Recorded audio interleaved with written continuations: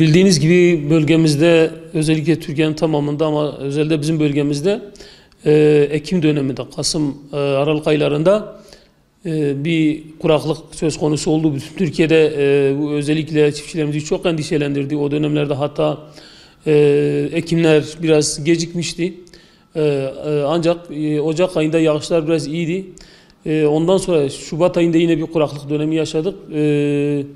Biz buna bir meteorolojik verilere baktık. Bu Şubat ayı itibariyle 146 milimetre mevsimin aynı dönemine ait olarak bir yağış eksikliği söz konusuydu ve bu ciddi şekilde bizi endişelendiriyordu.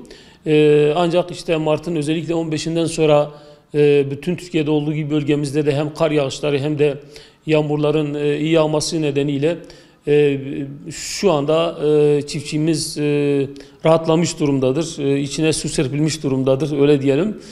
Artık kuraklık tehlikesi hali hazırda bulunmamaktadır. Biz meteorolojik verilere bakıyoruz şu anda. Sanırım Nisan ayında da yine yağışlar bekliyoruz.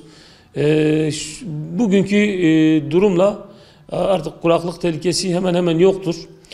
Son yağışlarla birlikte özellikle yüksek kesimlere kar yağışları ve yağmur yağışlarıyla barajlardaki doluluk oranı da %75'in üzerine çıkmış, %80'lere doğru çıkmıştı. Bu da çok sevindiricidir. Özellikle barajlarımızın beslenmesi, dolaylı yoldan elektrik üretimi ve yeraltı su kaynaklarımızın beslenmesi açısından bu yağışlar çok önemliydi. Tarımsal kuraklığın atlatılmasıyla birlikte şu anda çiftçilerimiz bu durumdan memnun. Yani diyebiliriz ki keyfi yerinde yani.